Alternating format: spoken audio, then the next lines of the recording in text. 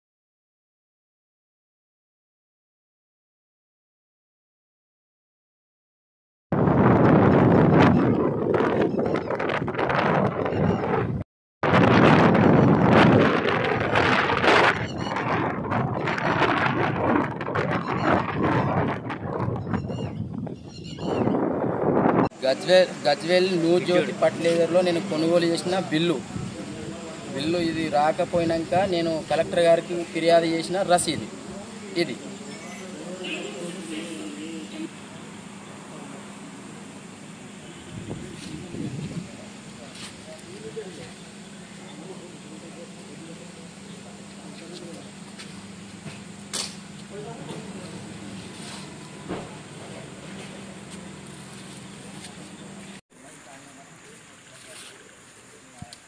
అన్న చూడరు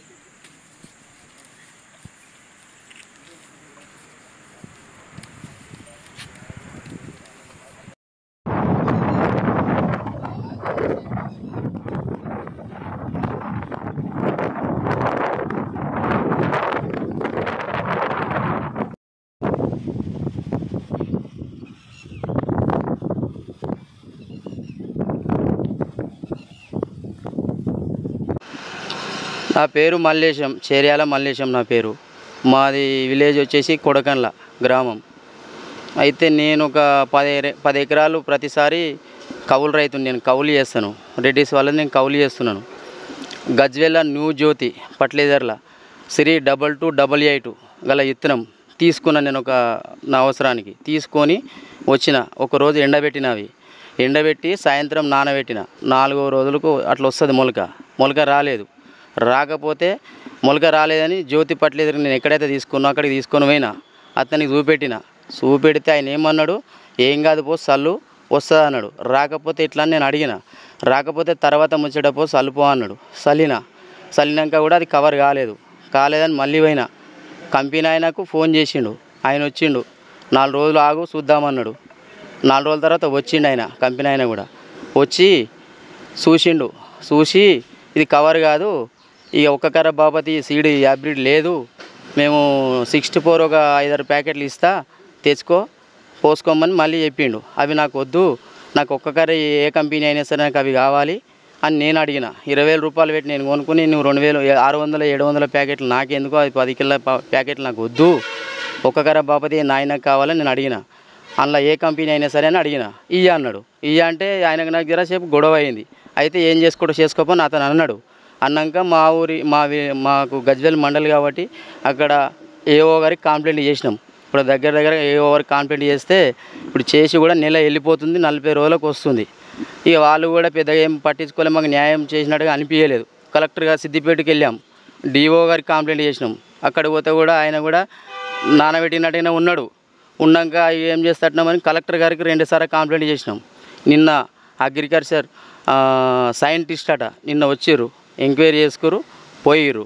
ఇక మాకు దయచేసి నేను ఒక్కడనే కాకుండా ప్రతి ఒక్క రైతు ఎవరికైనా సరే ఈ నాణ్యమైన విత్తనాలు వచ్చేటట్టు గవర్నమెంట్ కానీ ఎవరు కానీ చర్యలు తీసుకోవాలి, వీళ్ళ మీద న్యాయం చేయాలి రైతులకు. నా కోరిక అది.